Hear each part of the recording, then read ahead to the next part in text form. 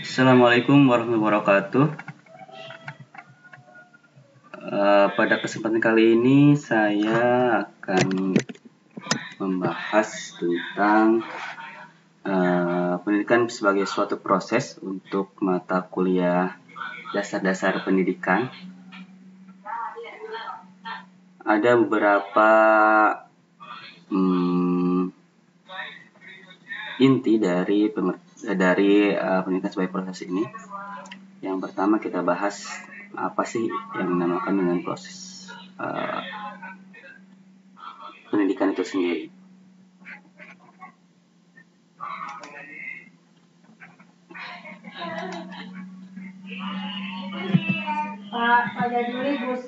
Nah, ada beberapa istilah, ada beberapa ahli yang mengartikan pendidikan itu sendiri ya. Di sini saya ambil dari Renchville yang menggunakan istilah pedagogik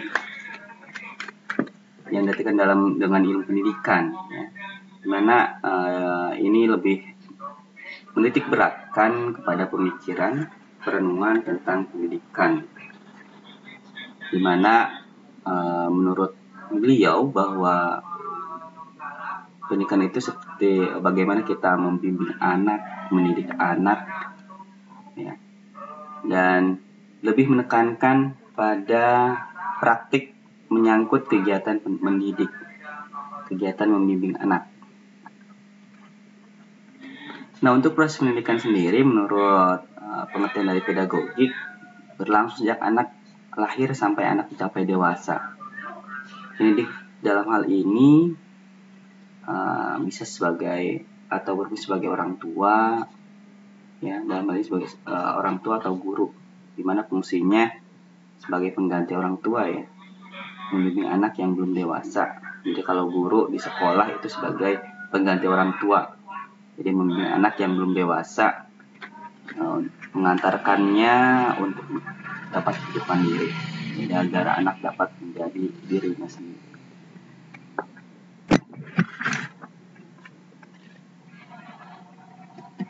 Ada beberapa unsur pendidikan yang ada, kita coba satu persatu. Yang pertama tujuan pendidikan, kemudian ada pendidik, anak didik atau peserta didik, ada isi atau materi pendidikan, kemudian metode dan alat pendidikan, dan terakhir lingkungan pendidikan. Yang pertama tujuan pendidikan. Tujuan pendidikan ini fungsinya sebagai pemberi arah bagi semua kegiatan dalam proses pendidikan. Jadi apa yang ingin dicapai dari suatu proses pendidikan itu sendiri ya, supaya ada arah bagaimana kita mencapai suatu tujuan. Kemudian pendidik itu fungsinya adalah membantu merumuskan tujuan pendidikan, menciptakan situasi dan kondisi lingkungan yang kondusif bagi peserta didik untuk belajar, memfasilitasi peserta didik untuk mendapatkan materi pendidikan, menyelenggarakan proses pendidikan yang dilakukan para pendidik di sekolah ya. Kemudian berikutnya anak didik atau peserta didik. Nah, ini sebagai subjek dari pendidikan itu sendiri ya.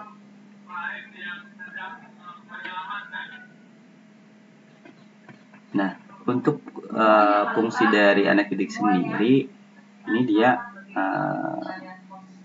berfungsinya untuk mendidik diri atau belajar. Artinya sebagai peserta didik yang merupakan salah satu unsur pendidikan, dia harus belajar, harus mendidik diri, harus terlibat aktif dalam proses pembelajaran. Kemudian isi atau materi pendidikan. Nah, ini fungsinya sebagai apa yang dipelajari oleh peserta didik ya. Terkadang kita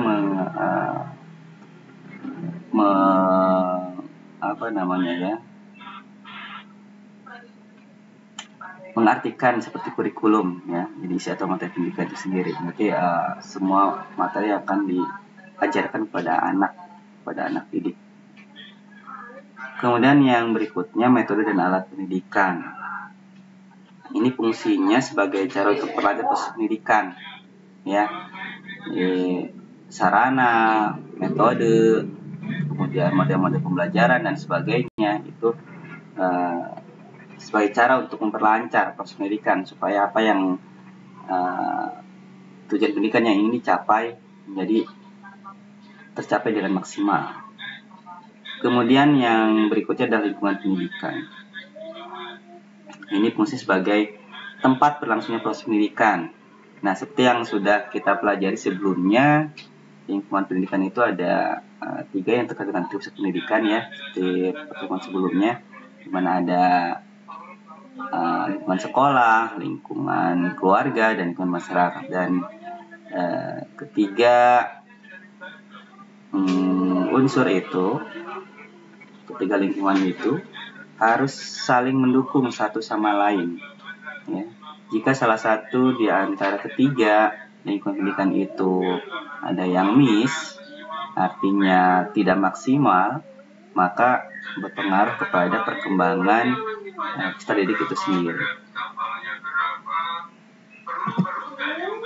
Nah, dari ke-6 unsur tadi dapat diartikan bahwa proses pendidikan merupakan interaksi antar berbagai unsur pendidikan dalam rangka mencapai tujuan pendidikan. Jadi maksudnya proses pendidikan itu merupakan kegiatan sosial atau pergaulan antara pendidik dengan peserta didik dengan menggunakan isi atau materi pendidikan, metode dan alat pendidikan tertentu yang berlangsung dalam suatu lingkungan untuk mencapai tujuan pendidikan yang tertetapkan. Jadi dari ke-6 unsur tadi saling mendukung, ya, untuk proses pendidikan. Jadi jika ke-6 unsur tadi lengkap, kemudian bisa berfungsi secara maksimal, maka proses pendidikan akan berjalan dengan baik. Kemudian sudah pasti apa yang menjadi yang diharapkan dari hasil dari proses pendidikan itu sendiri akan maksimal. Nah, kita mengenal 4 pilar pendidikan, ya. 4 pilar pendidikan ini yang disebutkan oleh UNESCO, ya, ini untuk menghadapi abad 21, di mana UNESCO merekomendasikan pendidikan yang berkelanjutan yang dilaksanakan berdasarkan 4 pilar proses pembelajaran. Yang pertama adalah learning to know, ada yang kedua learning to do, yang berikutnya learning to be, dan yang terakhir adalah learning to live together. Untuk learning to know itu belajar untuk menguasai pengetahuan. Nah, menurut pilar ini bahwa pendidikan pada hakikatnya merupakan usaha untuk mencari informasi yang dibutuhkan dan berguna bagi kehidupan. Jadi learning to know atau belajar mengetahui, untuk mengetahui dalam prosesnya tidak sekedar mengetahui apa yang bermakna, tetapi juga sekaligus mengetahui yang tidak bermanfaat bagi kehidupan. Jadi belajar mengetahui itu bukan hanya belajar sesuatu yang bermanfaat, tetapi juga sesuatu yang tidak bermanfaat sebagai penyeimbangnya, ya. Jadi kita tahu kalau sesuatu bermanfaat atau tidak, gitu, ya. Jadi bukan hanya mempelajari atau berusaha untuk mengetahui sesuatu yang hanya bermanfaat saja buat kehidupan, tapi juga yang tidak bermanfaat. Jadi supaya kita bisa memilih mana yang bermanfaat dan mana yang tidak. Kalau kita tidak mengetahui yang tidak bermanfaat, berarti kita tahunya bermanfaat, jadi seolah-olah semua bermanfaat, gitu, ya. Nah, di situ fungsi dari pilar pertama. Kemudian learning to do atau belajar untuk menguasai keterampilan.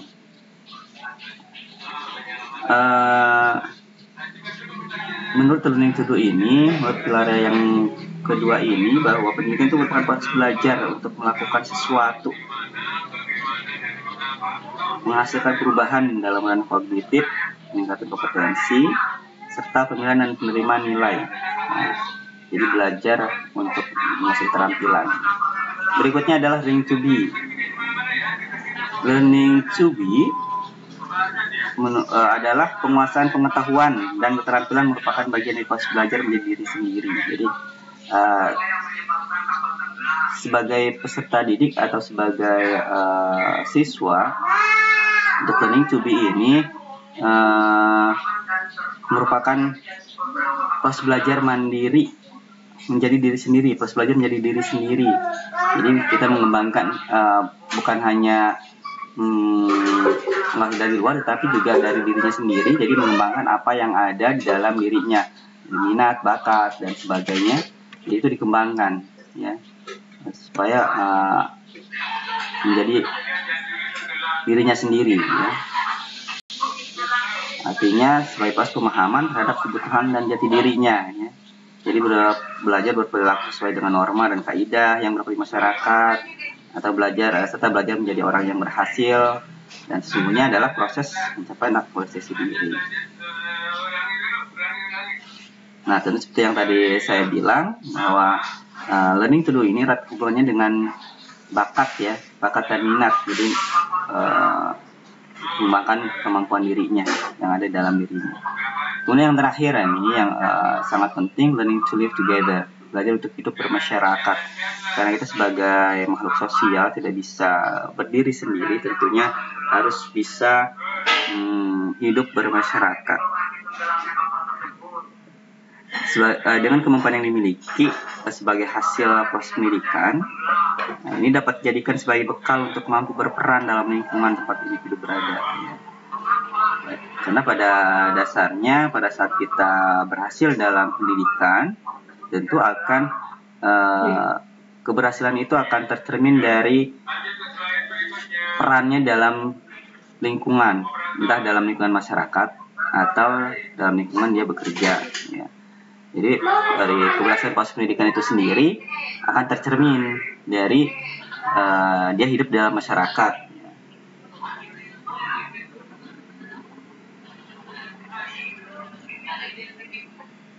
Kemudian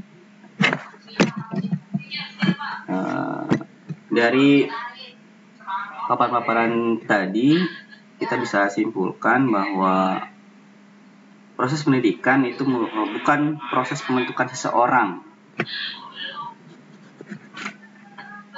Maksudnya di sini bahwa proses pendidikan bukan proses pembentukan seseorang adalah bahwa pendidik tidak bisa memperlakukan peserta didik itu seperti objek, ya, atau yang seolah-olah bisa dibentuk sesuka hatinya. Artinya kalau misalkan kita secara kasarnya memperlakukan seorang anak yang masih lemah dengan semena-mena, gitu, ya. Nah, di sini proses pendidikan itu bukan memperlakukan anak didik seperti objek atau sebagai objek yang bisa dibentuk sesuka hati. Nah, kenapa? Karena mengingat bahwa peserta didik memiliki karakteristik yang berbeda-beda, memiliki minat dan bakat yang berbeda. Nah, itu yang harus diperhatikan. Kita harus mengembangkan potensi-potensi anak yang ada dalam dirinya, bukan semena-mena kita membentuk sesuai dengan keinginan kita, gitu, ya. Bahkan orang tua pun tidak berhak untuk membentuk anaknya sesuka hatinya, karena anak memiliki kepribadian sendiri, memiliki minat dan bakat sendiri. Kemudian setiap anak adalah unik, gitu, ya. Artinya berbeda dengan yang lain, walaupun mungkin terlahir dalam satu rahim atau bahkan anak kembar sekalipun, itu pasti berbeda karakter. Kemudian yang berikutnya, simpulan berikutnya adalah bahwa proses pendidikan sebagai upaya pengembangan potensi anak, potensi peserta didik atas dasar kedaulatan dan kehidupan pendidik. Nah, di sini ada istilah kedaulatan. Jadi upaya pengembangan potensi peserta didik atas dasar kedaulatan. Artinya ini adalah bahwa kita dalam mendidik anak juga harus memberikan kebebasan pada peserta didik untuk tumbuh dan mengembangkan kodrat alamnya. Artinya sesuai dengan keinginannya, sesuai dengan minat dan bakatnya. Kita tidak bisa memaksakan peserta didik atau anak untuk berkembang sesuai yang kita inginkan.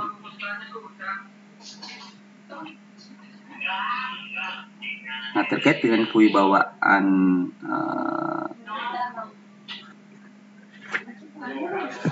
pendidik, tentunya pada saat seorang pendidik mendidik anak atau peserta didik, nah harus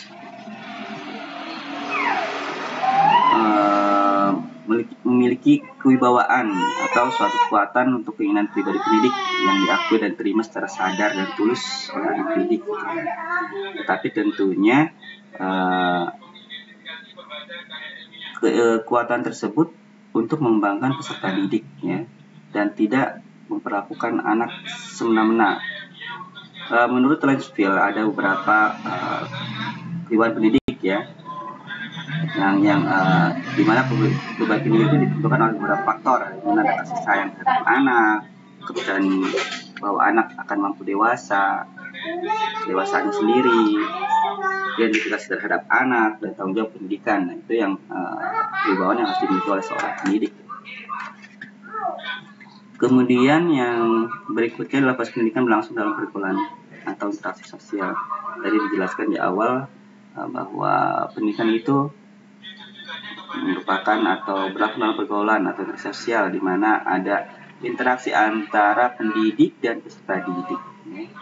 Kemudian kalau dalam lingkungan yang terintegrasi pendidikan itu bukan hanya lingkungan sekolah, berarti adanya proses interaksi antara anak dengan lingkungannya, entah lingkungan masyarakatnya atau lingkungan keluarganya dan lingkungan sekolah.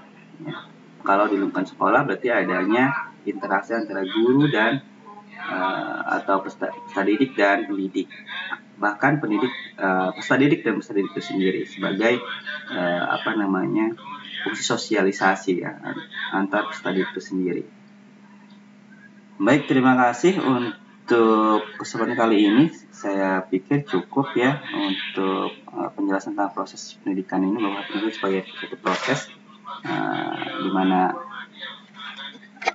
dalam tahap perkembangannya manusia harus selalu terus berproses, bahkan bukan hanya di usia sekolah, tetapi juga setelah lulus dari sekolah atau menyelesaikan pendidikan, karena belajar bukan hanya identik dengan sekolah, tetapi juga setelahnya.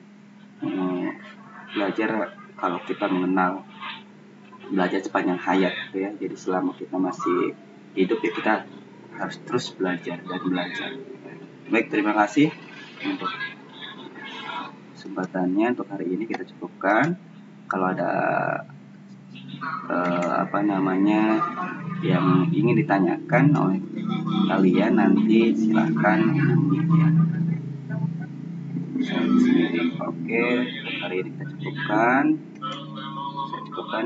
Dan saya akhiri. Assalamualaikum warahmatullahi wabarakatuh.